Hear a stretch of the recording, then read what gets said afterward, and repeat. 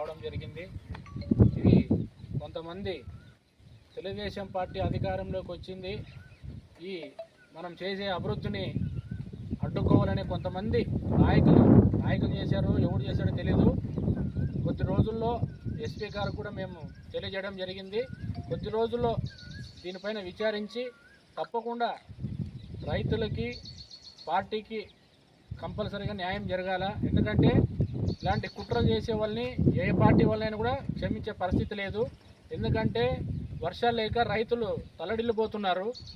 దాదాపు ఈ ఆనకట్టుకి దాదాపు 4,800 ఎకరాలు నీళ్లు పారుతున్నాయి. కాబట్టి ఈ ఎక్కడ రైతాంగానికి మనము తెలుగుదేశం పార్టీ అండగా ఉంది కాబట్టి ఎక్కడ వీళ్ళకి మంచి పేరు వస్తుందనో లేకపోతే ఏ రకంగా చేశారో కానీ ఇది ఒక గొజ్జ వాళ్ళు చేసే పని ఇవన్నీ.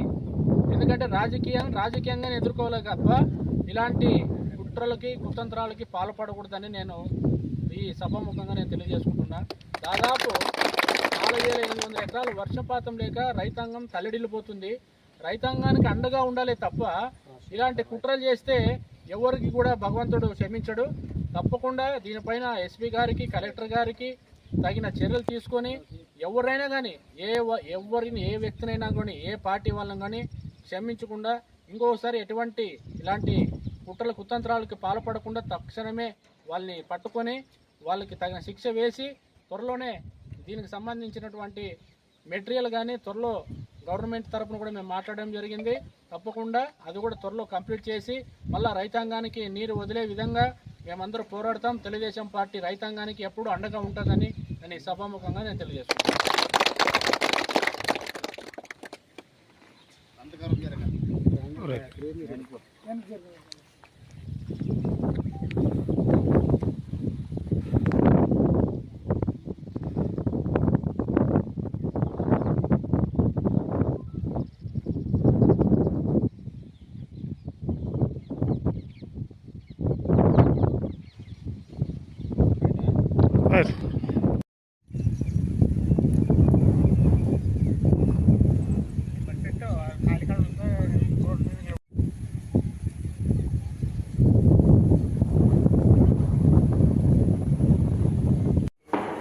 ముందు మేము అదర్వేలో ఉంటారు కదా, మన తెలుసు కదా ఎవరు లక్ష్మణ్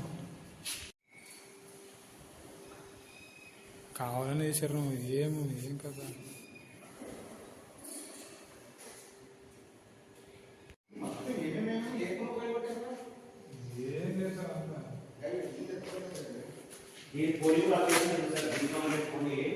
ఇక్కడ పిలిపిస్తే నీ దగ్గరికి వస్తుంది.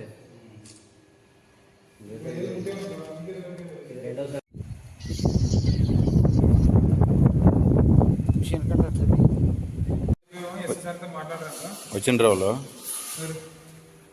డీజీ సార్ లేదు వచ్చలేరు, కర్నూలు మీటింగ్లో ఉన్నారంట.